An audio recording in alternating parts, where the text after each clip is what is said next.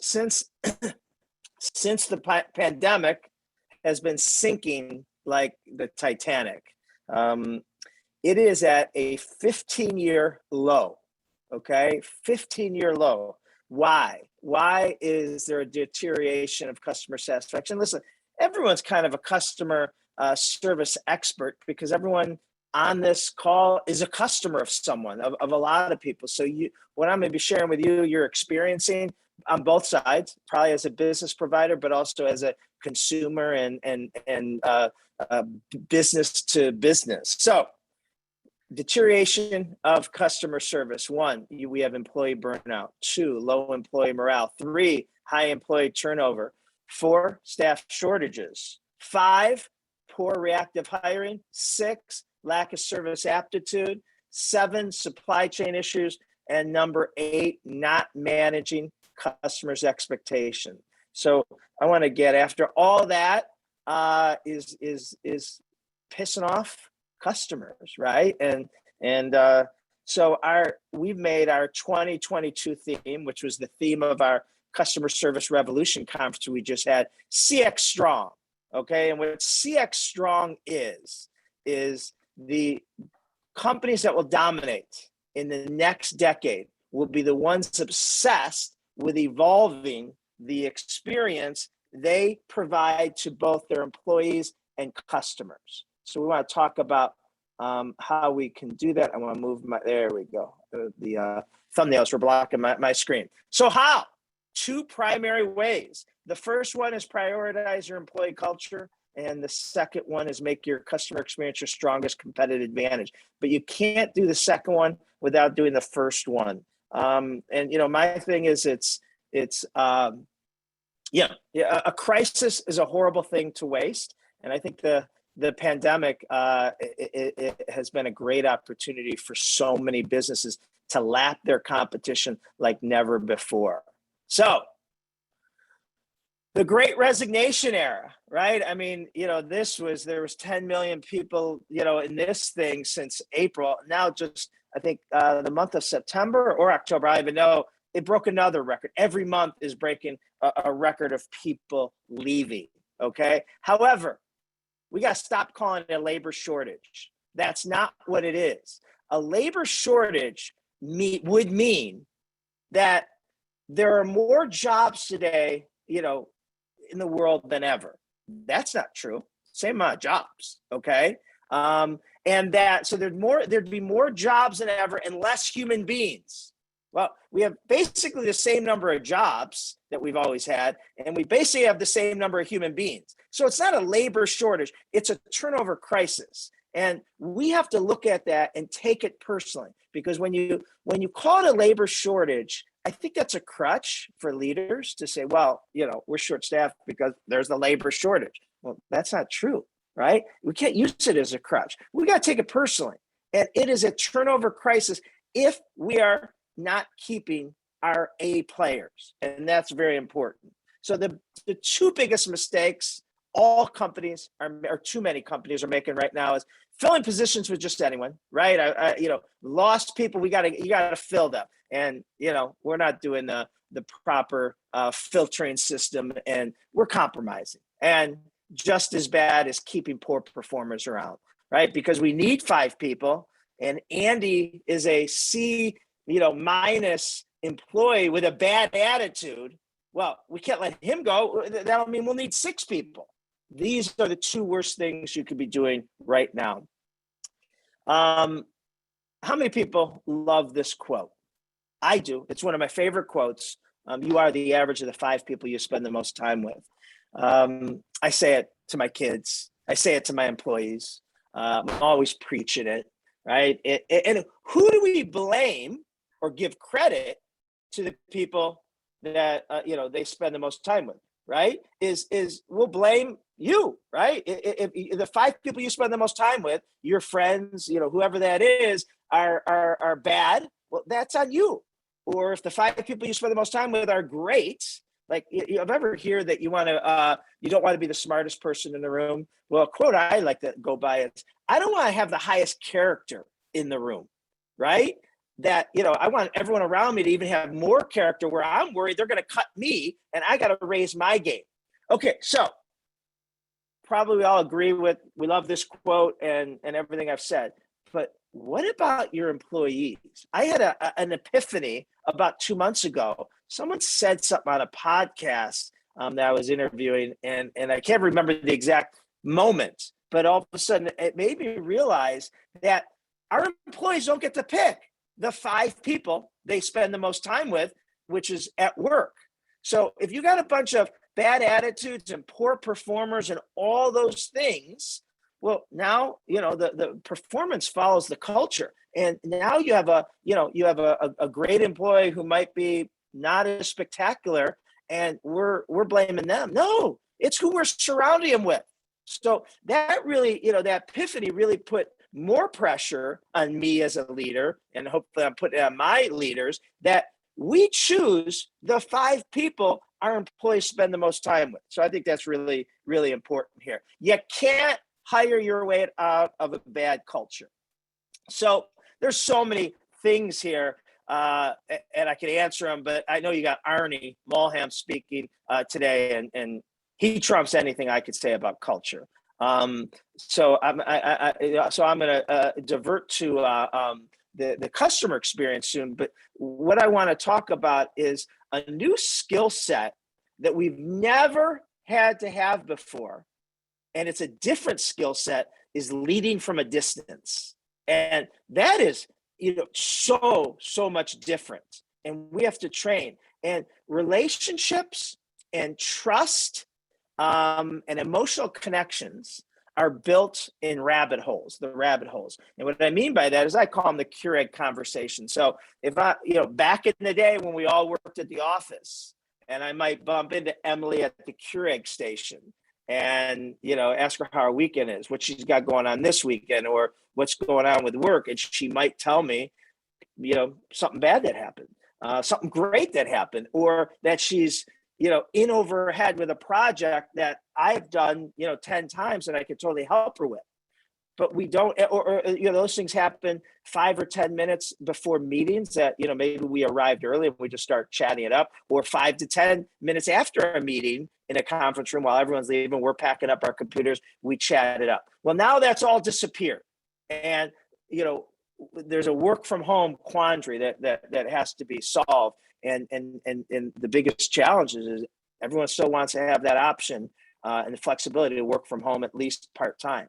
80% of employees say it's a key reason to staying at a job or choosing the next job. However, on the same token, everyone's talking about professional isolation and a lack of collaboration and all these things. So here's some ways, some quick techniques, and this is in your handouts here, that you could do it. One of the ways we found is having a weekly team rally. Okay. And here's our agenda, and use it, and use parts you like, but I'll just go through it. We just had ours yesterday, and our team members love it. Okay. It's 45 minutes to an hour. And the first thing we got to do, and we rotate the scribe, right? So it's not a leader, and it's more for a team, unless your company's small, of no more than 10 or 12. So it should be department wise, but today I might be the host. But we all rotate. We tell the person, we give it pass. Say, hey, next week, Andy, you're the host. Next week, Emily, you're the host. And it could be anyone. But there's a little work, and we have a Google spreadsheet that's shared that people update from. But here it is. All right. After we know who the host is, and they're scribing, the takeaways for anything. One word opener. We all know what that is, right? We did it. Great, tired, hungover, whatever that one word opener. Just go around. That's it. One word. Milestones and celebration. Individual, company, team. So in my case, it would be the DiJulius group as a company or individuals. Yesterday's was that my TED Talk it has over 30,000 likes, or I'm sorry, views, and that we are, like $20,000-$30,000 away from the fourth quarter being our best quarter ever of all time, which is unbelievable considering, the last 18 months, the first 2 quarters might have been the worst quarters of all time. So the quick things that people, they know. Top 3 priorities. This is just a check-in. You don't go into them. You just say, hey, here's my top 3 priorities. Crushing it, struggling. And it just keeps everyone accountable, because Andy, the employee, Andy might say, my top 3 priorities are, and if I was his leader, I might say, whoa, Andy, what happened to, this that didn't mention? And so it just helps us make sure everyone knows what their top 3 priorities are, and if they need any help with it. Client headlines. Anything we know about our clients as a company, maybe they won an award or individually got promoted, had a baby, we share that. 3 minutes, we go around. Credo card, we visit that for 3 minutes. So I'll show you what our Credo card looks like. And so we will just visit one thing, and we will say to something, who can tell us what our customer experience action statement is? Or who can tell us what our second pillar is, care more? Or if the never is a show frustration, what's the always? So it's a little trivia, and we don't show the card, everyone has their own. But B, more importantly, after someone, so if Sarah says, never show frustration, always remember you're on stage. Well, then we'll ask, well, Sarah, how does that look like in your business or your department? And then we might go over to someone else and say, Denise, you work behind the scenes in support or marketing or payroll. What does that look like in yours? So we're always giving examples. Number 6 is Ford trivia. So if you've ever heard me speak, what we use for, all our clients use is, you got to learn the Ford of your people you're dealing with, right? Their family, occupation, recreation, and dreams. So when we do that, we always play Ford trivia on every call. And it's just like, hey, who played soccer in college? Whose nickname was Stinky? And this Ford is with each other. The answers are someone on this team. So it's just fun, but you get there. And I was number 4. Yeah, that's me. So, all right. Number 7, give more shout outs. Give more is like our above and beyond. So, and that's our 3rd pillar. And so the give more shout out is, you have to recognize someone on the call right now, this weekly team rally, who's done something for you or the company. So I just really want to tell you how Emily, man, she's been all over it. I've been driving her crazy, asking her the same question 10 times because I don't know where I saved her answer, and she just acts like it's the first time. So everyone goes around and does a quick give more shout out. At your service is stuff that you're working on that maybe you need help. And that's just, we don't solve it there, but we go around and say, who needs some help? And someone might say, yeah, I'm working on a bank proposal or a banking client, or needing, you guys haven't sent me, the rest of your bios, or whatever someone needs. And all we do is say, I got that. I can help you with that. And then we take it offline. We just, making sure everyone isn't struggling with anything, professionally or personally. The parking lot, that's a 15-minute. And that's everything that may have come up earlier, or you might have brought to the meeting that you need answers to. So that's why we allow 15 minutes for that. So it's kind of, holding your tongue, or if someone says during the top 3 priorities or whatever, hey, I have a situation, let's put it in the parking lot. So it doesn't ruin the momentum of the first 8 things. And the parking lot is where we start flushing the things out. And then the last thing is big talk. We end with big talk. And big talk is a game that I saw a TEDx, and the TEDx speaker said, screw small talk, go for big talk. And so it's deep questions. It's deep questions like, I think yesterday's what's keep you up at night? And you don't want these questions, and we have, 100 of them, right? If today was the last day of your life, how would you spend it? And it's all, and why, right? And they can't be one-word answers, right? Work keeps me up at night. No, what specifically at work, or, and so it really drives a little deeper, and we get to know each other better. So this has really helped bring virtual energy to our weekly team rallies, and help not just be a task oriented, hitting the agenda in business. Those are for other meetings. So this is just kind of bringing virtual energy and creating emotional connections. All right, let's transition to the customer. Who is your ideal customer? Do you know? Do you have it? Your avatar written out, John, profile. Yeah. You want to pause in between these kind of sections and take a few questions there while they're fresh? I would love to. Let's do that. Okay. So let's take a step back there. One of the things I heard you say that your team is the average of basically the 5 people that they work with all the time. And that was a very powerful statement. We work with companies all the time. I had a phone call yesterday about an organization that has a lot of C players, and to your point, they don't want to get rid of them because they got to go find somebody else. Anybody have any questions whatsoever? You can put it in chat, and we'll start rolling these out. And let me piggyback that. This is the most true quote that's the hardest to do, and the quote is, "I'd rather lose the sale than the reputation." Okay, like that is so true. But it's also so hard to do. So, Andy's calling me up. He wants to hire us for something. And I'd rather say, Andy, we're at full capacity. We can't take you, now. Maybe I can recommend, or maybe if we revisit first quarter or whatever, or we could do it in 6 months, whatever that is, versus give Andy anyone that we hired or kept and they suck. And not only will Andy never do business with us again, he's going to be doing brand terrorism about, the experience he just had. So it's hard because we all want to grow and we all want to, make more money. But in the long run, you're going to lose money if you, let anyone service your clients. And that's so for anybody that's in revenue production, they need to take that to heart for sure. Katie Todd has a question. How do you get to the big questions? How do you get to the big stuff and not the little stuff? So I mean, we ask it. So excuse me. If we're talking about the big talk questions, that's just always been part of our culture. When we go out to dinner as a team, we do big talk questions. We incorporate, their spouses, at events.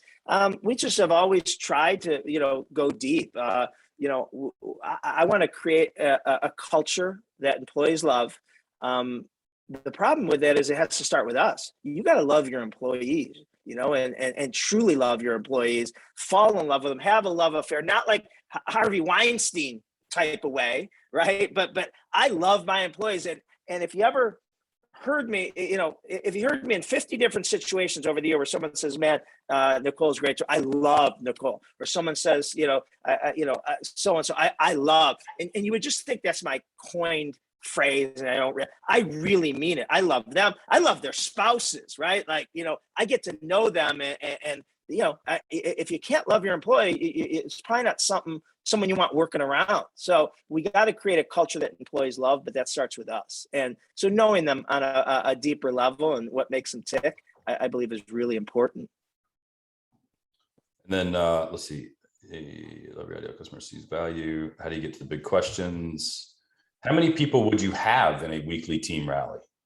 I wouldn't have more than you do this at John Roberts Spa across all your business? See, John Roberts Spa is all in person, so they're not working from home. But the DiJulius group and Believe in Dreams, our charity, is all virtual. So we do it for them, and so. But our clients, they're doing it too. They don't do more than 10 or 12. It would just be too enormous. But usually that's what a department is. If you have a big company, is that so they do it that way. And listen, you could do the weekly team huddle, a rally at work, right? As part of your probably you might not have an hour, or maybe you do it once a month there. But it certainly is a great way to do portions each week. And divvy it up and maybe only do 15, 20 minutes per week if you're at a doctor's office or, restaurant or anything that's brick and mortar. And then would you recommend adding it to the end of a traditional meeting, or would you create a separate time for it? That's what you have time for, what given the time for, but that's already 45 to 60 minutes. If you did everything that I listed, that'd be a long meeting. And that people would start, I think, getting nervous of how behind they're getting. And meetings could be somewhat stressful. I mean, and so this is kind of a very positive, non-stressful, kind of, it's kind of like, what we used to do, go out and have, the happy hour after and just bullshit. It's just trying to create that emotional connection again, where, again, the trust, relationship, emotional connections are found in the rabbit holes where we go down and we didn't think we were going to go down that. And we really found out a lot about one another. And then last question, I'll let you move on. It says, can you do this with a 2 or 3 person meeting? I'm assuming the answer is yes. So you can do this with 2 people. Yeah. A lot of people are using this for their one-on-ones. I'm just parts of it. But as leaders, we should be having more one-on-ones for that reason, because we're not connecting with our employees. I was thinking about, some of my employees that have been working with me for a while pre-pandemic, and they're so loyal. And I can't believe, how hard they work and all that. But I started thinking about if they started after March of 20, it'd just be a job to them, because they wouldn't have had the opportunity to get to know me or their other bosses and get to know that we're real and down to earth and that we really care. It would just be these chop virtual meetings. I could see them quitting. It's just a job. They wouldn't have that emotional connection to the brand and the vision and the people they're working with and for in a non-physical environment. So that's why we're trying to replicate it this way. At Petra, we talk a lot about perspective, right? So, you have team members, we have team members, you have them too, that have been here for, 8, 9 years, and they just have a different perspective than someone who's been here for 6 months or a year, or even 3 years. And knowing that's there and then doing something with it. So appreciate that kind of overview of that meeting. And it mirrors Rockefeller Habits monthlies and weeklies as well. And some of those agendas will be available later. So I'm gonna let you keep rolling, John. All right, let me go back to sharing, and please interrupt me anytime. Hold on, sorry. There it is. Okay, so when somebody asks me who my ideal customer is, it's really easy. I want a Tesla driving, Lululemon wearing, Peloton riding, Starbucks drinking, Apple using customer, right? Now, the question is, I think we all would like that, right? It's depending on our business, but, how do you get them? Well, not by running discounts, right? These customers are not, they could care less about price. They're more about finding an emotional affirmation, a compelling experience that makes them feel better about themselves, which creates an emotional connection to the brand, okay? And one of our things at the DiJulius Group, or one of our main things is, we help companies make price irrelevant. And, price irrelevant doesn't mean you can, triple your prices and not lose customers. Price irrelevant means based on the experience your customers, your brand consistently delivers to your customers. They have no idea what your competition charges. And so the key, that really first sentence is key. Your brand consistently. And we're going to talk about this in a little bit, but it isn't just if I just get Emily or Rob, I'm going to be happy. There's other people I'm going to deal with, and I may not get Emily every day. And so it's about the brand at every touch point, at every communication point. They consistently, you remove employee roulette. All right. So it's funny that, every week I get reports and studies sent to me, and because I subscribe for them, and there's always, these reports that tell me how 86% of buyers will pay more for a better experience. I knew that, but I don't need a report to tell me that. I see what I believe, right? And when you look at these brands, that's 100% true. I mean, that's what they're doing. So, how we do that, you got to create your signature experience that is only recognizable by you. And all these brands have a signature experience that you do know when you go to a competitor, they're copying it. They're trying to knock it off. which is the greatest flattery in the world. Something that's big right now is customer rage, 100%. And, you got these signs all over, and legitimately, right? And let's not talk about, which hopefully is the 2% of people that are physically assaulting flight attendants and, that type of stuff. But we're all dealing with customer rage, and they're triggered easily, and it can be avoided. It certainly can be avoided, and it can be diffused. So anxiety is an all-time high for everyone, employees, obviously customers, everyone's a ticking time bomb. There's a lot of unresolved pandemic issues, right? And I've noticed that I've, overreacted to situations that I don't normally do. And I drive home or get home and say, man, I can't believe I did that. So we got that. So we almost have to expect it. And as a result of the first two, we're all dealing with empathy fatigue, right? Empathy fatigue is usually for industries that constantly deal with customers that have high emotional pain.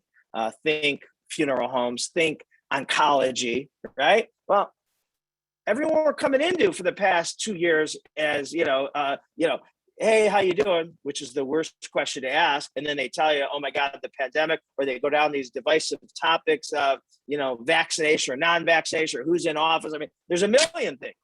And we as service providers start becoming numb to it. And so it's really important that we address empathy fatigue. We remind our employees that they need to be an escape. Don't go down those black hole conversations. Don't ask someone how they're doing. Say, Emily, tell me something good.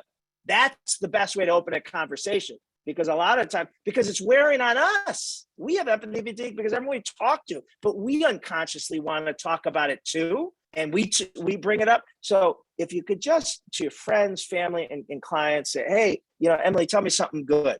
And, every time it'll be something that is great for it, right? My daughter just had a third year birthday party last week. My son just got accepted into Duke. My business and you live there. And of the 15 interactions they had today, you were the only one that wasn't a soul-sucking conversation. And hopefully of the 15 interactions you had today, you were able to steer them positive so you aren't exhausted by the end of the day. We got to train to expect customers will overreact, okay? Even though what we might find is petty for all this stuff, right? And we have to train to diffuse, and we have to train to avoid. And so there's a couple things here. And think about, there's always been negative cues. Negative cues are just signs that say no cell phone past this point, or, have to pay, in order to use our restroom. Those are kind of all negative cues. Well, now look at all the negative cues and triggers. No mask, no entry, must stand 6 feet apart, must have proof of negative COVID, must be vaccinated. And I'm not criticizing or judging, all right? This is the way of our life, but these add to it. And we, we have to be careful how we're saying it. And I know our employees get maybe sick of it, saying it for a 15th time to someone that knows that they need to put their mask on, but we got to be careful with how we're saying it. But this is also increasing, our negative triggers. So how do we do this? We got to manage customers' expectations by being transparent.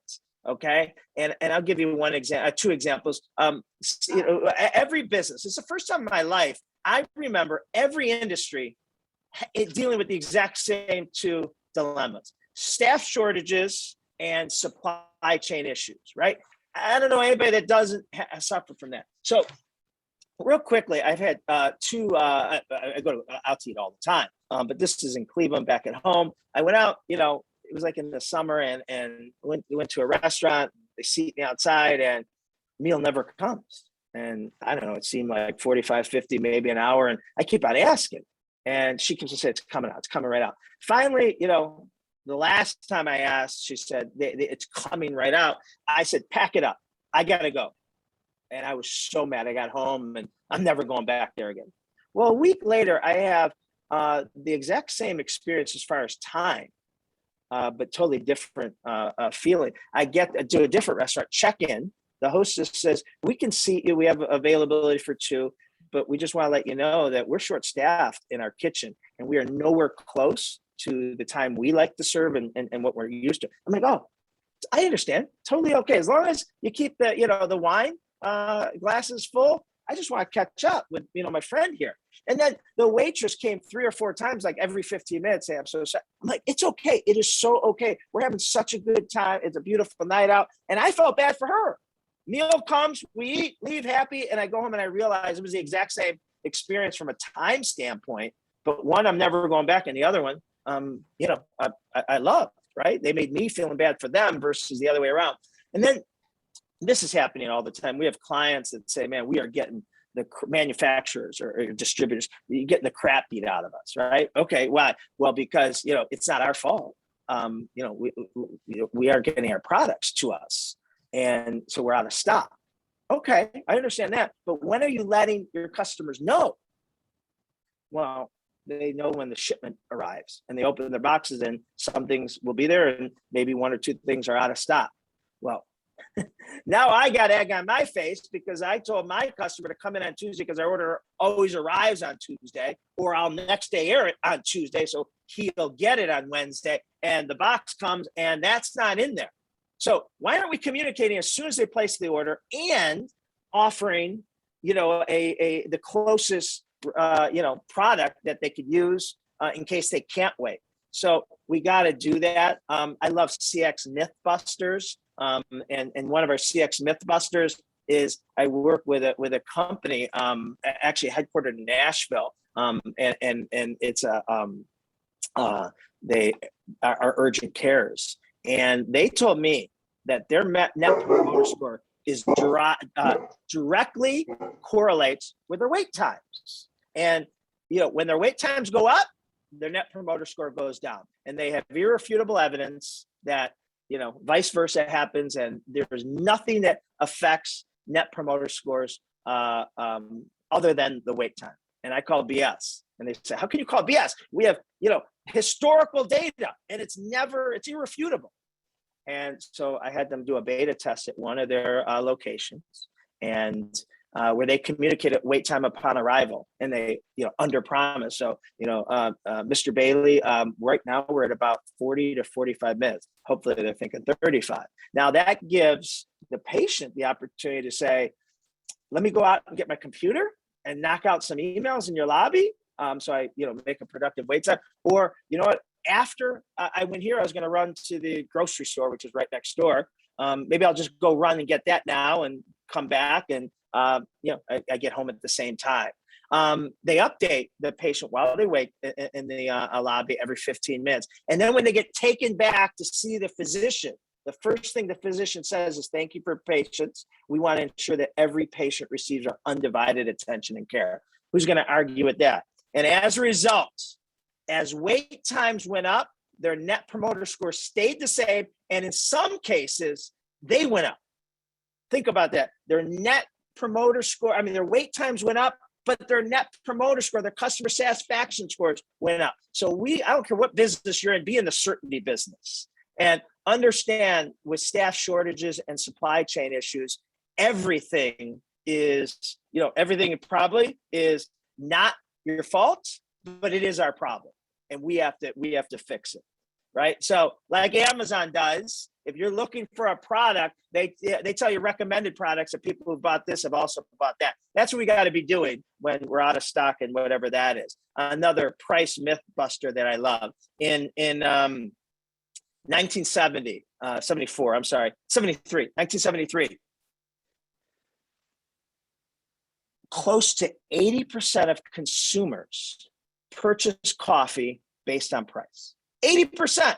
So if I'm in the, and that's an old industry. That didn't just start in the 70s. That's thousands and thousands of years old, right? Folgers and Maxwell, whatever it is, right? So if I'm in the industry, I say, well, the consumer's telling us what they want.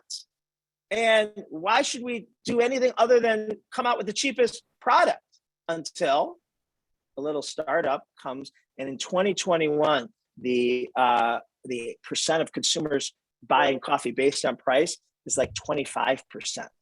So don't allow what's always been done, right? Don't be a blockbuster, right? Don't be a blockbuster. So the companies that don't invest in customer experience have leaders who don't understand the financial impact. And you got to be careful. Sales is a lagging indicator of the level of customer experience your company is giving. So the best ROI is figuring out your ROX, which is return on experience. And so you got to do these numbers and figure them out. What does a difference, positive or negative, in 5%? What will that mean in revenue if you retained 5% more customers than you normally do, or 5% less? You had an increase of, or decrease in referrals, a 5% change in your close ratio, 5% change in your complaints, or the percentage new customers you get from advertising versus referrals. Another price myth buster. So we had a client, Worldwide Express, and they are a shipping company, a third-party shipping logistics company. And they were losing 19% of their customers a year due to lower prices. So they thought. Then we figure out, we do more research, and it wasn't due to lower prices. It was their account executives weren't servicing their existing customers. They were constantly looking for new customers and not communicating, managing expectations, not building relationships. So we put in these systems. We help them create all this, trained all their employees, relationship building, the service vision, all that. And here's the results. A key point in time where we hit about 80 million in sales, and we were growing fast, but we hit this point and we couldn't grow because our attrition rate was so high. We had 19% attrition, right? Customer attrition. And my friend here said, listen, let's get John DiJulius involved. So I met with John, and he told me about all of his customer experience programs. He said, listen, why don't you try it out for a year? I said, we're going to commit to 3 years right now. And I turned to every single person in my company. I said, we are committing to a 3-year program, because that has to be the difference between us and the other 10,000 people who are out there selling our customers. So we hired them, and in 18 months, our attrition rate went from 19% to 3%. Our sales went from 80 million to 120 million. Okay, so, we got to focus on building a relationship. Sometimes we're too obsessed. And so that's really, really critical. Today's illiterate are those who have an inability to make a meaningful connection with others. I think we all know what used to be the ABCs of business. A, B, C. A, always, B, B, C, closing. Always be closing. Always be closing. That's not what it is anymore. Always be connecting. And so the way we connect, we have to have insatiable curiosity. We have to, if you ask a question of someone and don't ask 2 to 3 follow-up, odds are you weren't listening or you didn't really care about the answer. You should have a 4-to-1 ratio of questions asked versus answered. You have to, you have to focus on them, the other person. And it's hard because we're all genetically coded to be preoccupied with what's going on in our day. My flight was delayed last night. My son just got in trouble at school. My number one salesperson is, threatening to quit. That's hard to turn off. So that's why we teach that in every conversation, you want to search and learn for the other person's forward. Okay, family, occupation, recreation, and dreams. Family, how old are they? Do they, not how old they are, sorry. Are they married? How long they've been married? How old are their kids? What activities are their kids in? Occupation, obviously. Recreation is most people's really hot points that, they're marathoners. They do hot yoga. They, donate to charity, coach Little League, and then in dreams, what's their career succession plan that they're working towards, or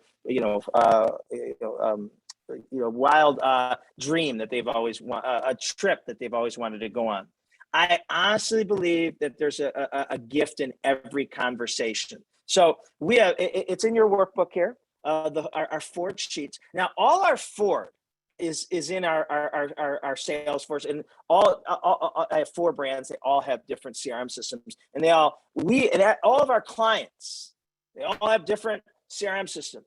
We have not come across one CRM system that you couldn't customize and add a Ford field or a tab or whatever that is. However, we believe that if you're working at a desk on a phone, Zoom, whatever that may be, you shouldn't be using your CRM to update, right? You should have these sheets next to you, because when you're updating on a computer, you're 5 to 7 seconds behind a conversation, and that's a huge thing. I could say, Andy, what do you got, going on this weekend?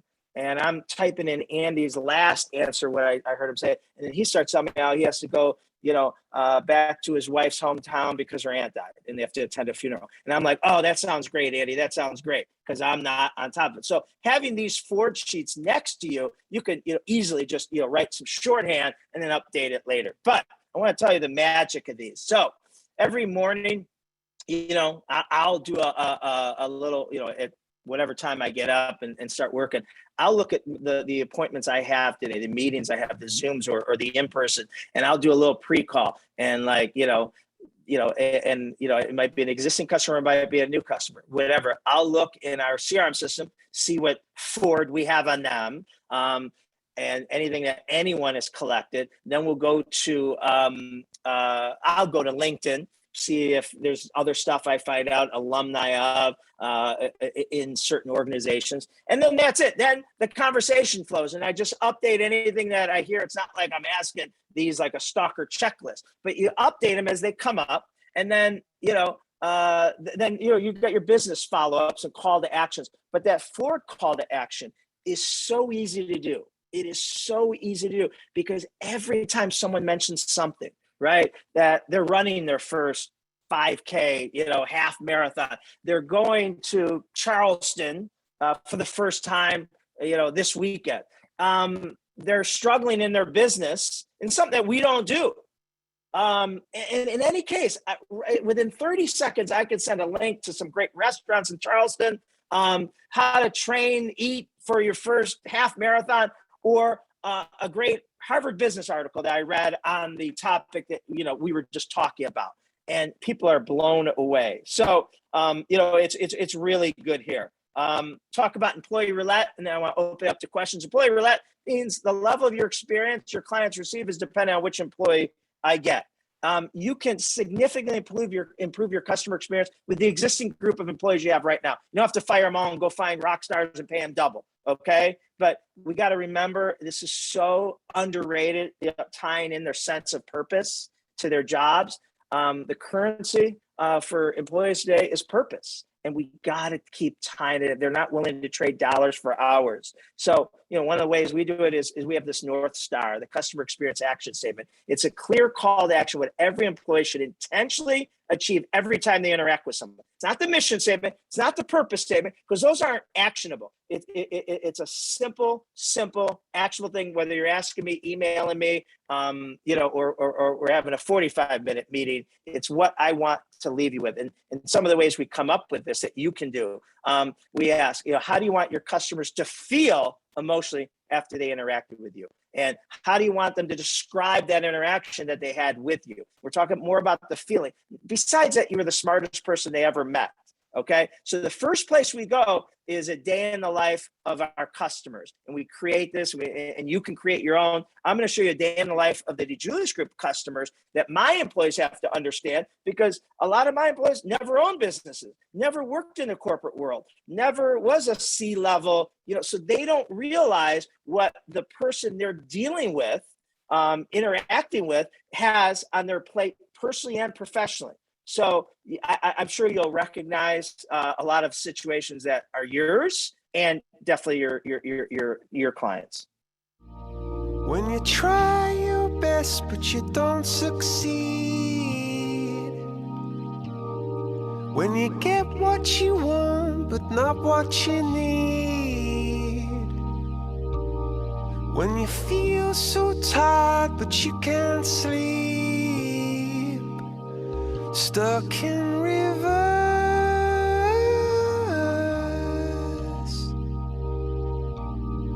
and the tears come streaming down your face. When you lose something you can't replace. When you love someone but it goes to waste. Could it be worse?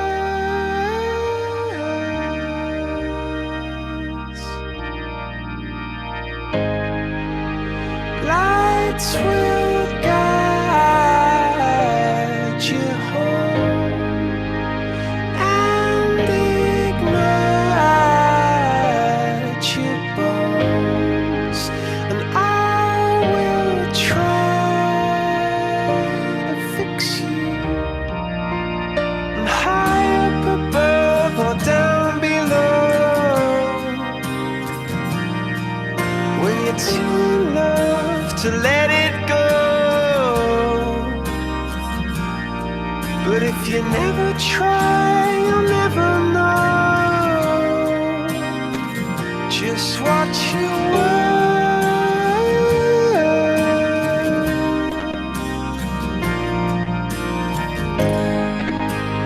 Lights will guide you home and ignite your bones, and I will try to fix you. So I'm sure you saw some things. Anybody need a virtual hug, right? It's supposed to take you on an emotional roller coaster, but what it's to teach, every employee is that our customers, clients, patients, tenants, whatever we're dealing with, needs two things from us: our attention, our to be present in the moment, and to care, and also how important our expertise is to the success of their day. So that's what rolls into our customer experience action statement and the 3 pillars. Okay, I want to just wrap up here and take questions. I want to remind the CX Strong means the companies that will dominate the next decade will be the ones obsessed with evolving the experience they provide to both their employees and customers. All right, I am willing to take as much time as Petra has to answer anything and whatever anybody needs. So I think we have about 9 minutes. We can start those questions flowing into the chat. Any questions you have of John about the entire time he's been speaking? Thanks for sharing those knowledge bombs, all those quotes and kind of reminders. Sometimes I'll say people need to be reminded more than need to be instructed. And all of this has been a really good reminder, I think, for most of us. I know our text list is going nuts with information. So any questions anybody has, let's put them in chat and I'll get them asked. I like that you said be in the certainty business. Can you expand on that just a little bit more? What does that mean at its deepest level to you, John? Yeah, the number one, they say the number one anxiety, cause of anxiety is uncertainty. And look at the last 18 months. It's like we've not had any clear, called, definable, May 1st, June, life will be normal again, right? We were living in an uncertainty world. And there was a study done where they brought, I don't know if it's students or adults, but they had 50 adults in a room. And they said, listen, your chairs have the ability to give you electric shock. 50% of you are going to get one, and 50% of you won't. Now you got an option. You can choose to get the shot right now, get it out of the way, or you can roll the dice to see if you're one of the 50%. And everyone chose to get the shock. People chose to get the shock because they couldn't handle the fear of if they might get it, right? And so that's everything. That's everything. I may not be able to give you, the answer to your test results, or if you're going to get, financing, loan approval. But as long as I keep on communicating with you and saying, Mr. Smith, here's what's going to happen next. And then we should have an answer by the end of today, the end of Friday, this, and then you call up with an answer. Even if you don't have an answer, right? Your answer is, I don't have an answer. I didn't forget about you, but you keep updating. You're in the certainty business. But all of a sudden people start thinking, oh, I must not be a big enough client for them, or he has too many clients, or all those things. And so we want to be in the certainty business with employees, and with employees. We're not going anywhere. We're fine. Don't read the news. This is going to be our best moment ever. Last year, when the pandemic hit this might've been April, right? Everyone was, I was curled up in a ball, but I didn't let anybody see that, right? But what I did is I said, this is going to be our best moment.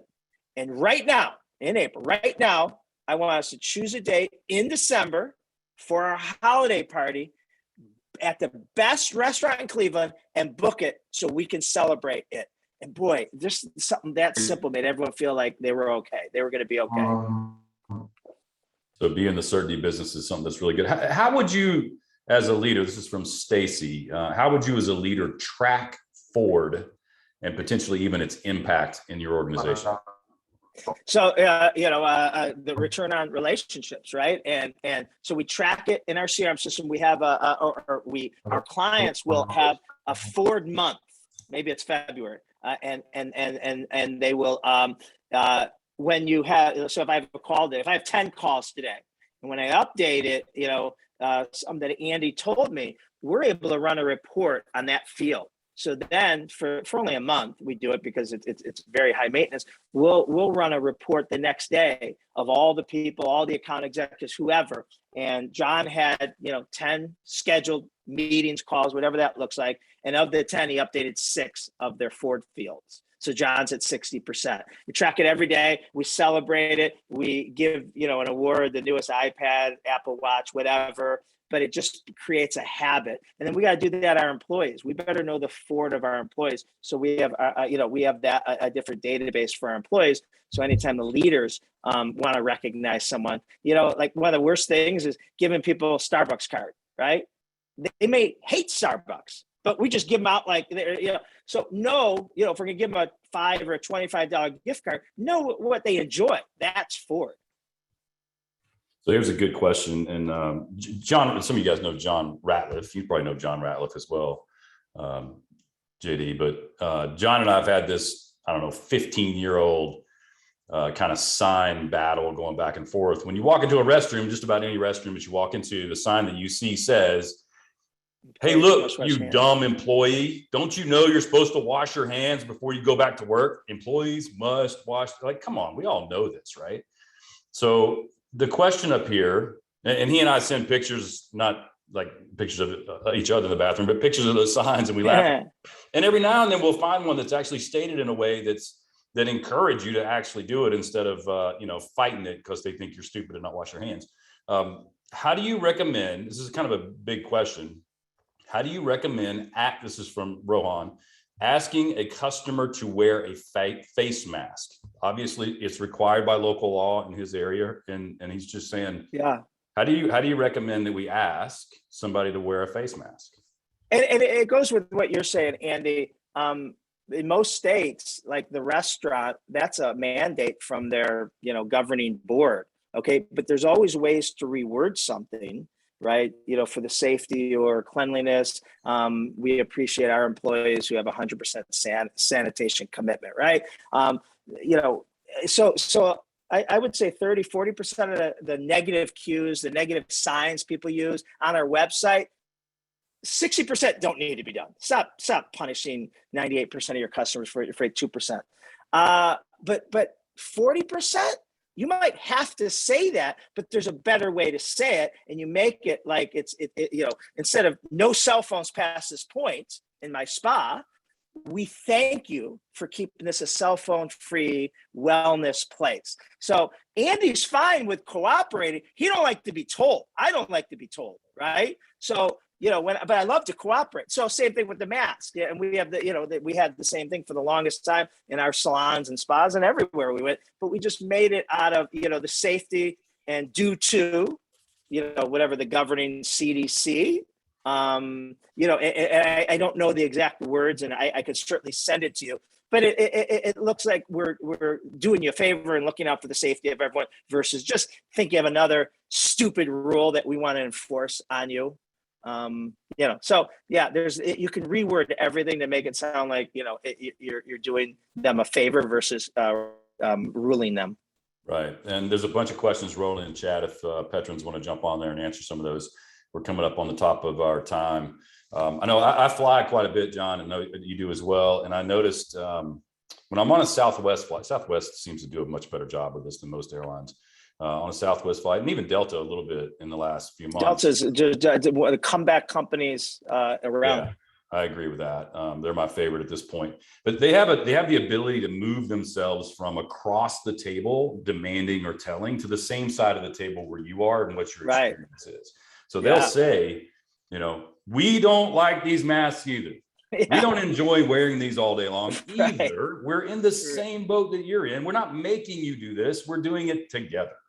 Like it's a very simple, if you move from one side of the table to the other side of the table in your communication, whether it be on a sign, employees must wash hands, versus thank you for washing your hands with me, it's a whole lot easier to get things done. Right. I could see Southwest saying something to the effect that if you came up and say, why do I have to wear this mask?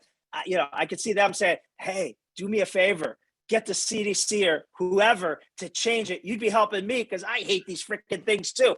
Now, what can you say to me, right? We're on the same side. We both hate these things, but it's law or whatever it is. Well, dude, we appreciate you being here. Can we get some love flowing through chat for, what is it you said earlier, Leah? Johnny, did you? Johnny, did you? We love you, Johnny, did you? That's your new nickname.